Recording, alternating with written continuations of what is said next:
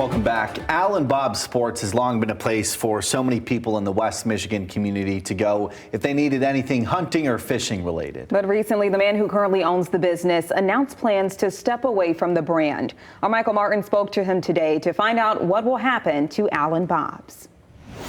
For several decades now, Al and Bob Sports has been a staple in West Michigan outdoor culture, but for the last few years, it's existed inside of another business, Millbrook Horse Tact. But now the owner of Millbrook has decided to part ways with the Al and Bob's portion of things, leaving its future, at this point, uncertain. This is primarily bass,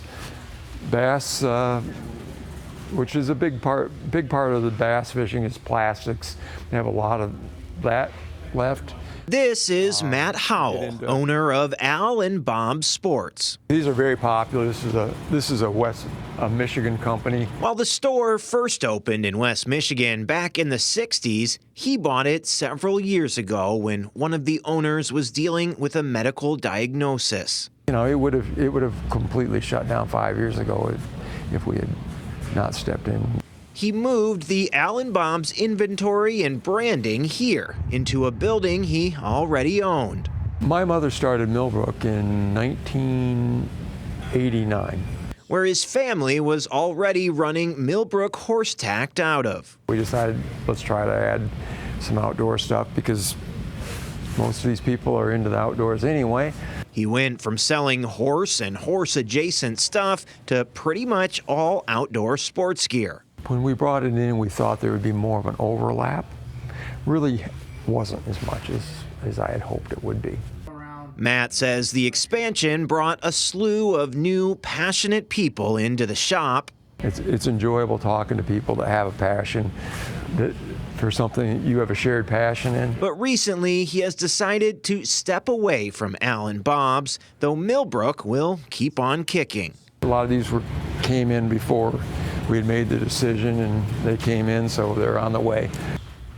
My target would be somewhere December 31, but it could very easily drag into January depending on what's happening. Unfortunately, a lot of things like ice fishing stuff, you're kind of held hostage for ice.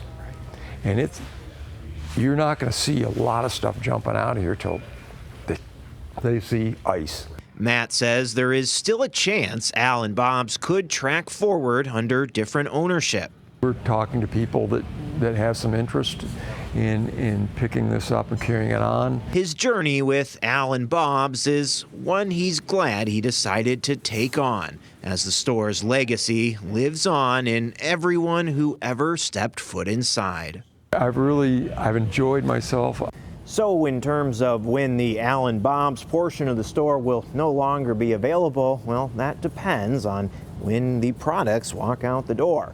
To follow along with the status of Al and Bob's and Millbrook, check out the web article we have up now, fox17online.com. In Grand Rapids, Michael Martin, Fox 17 News.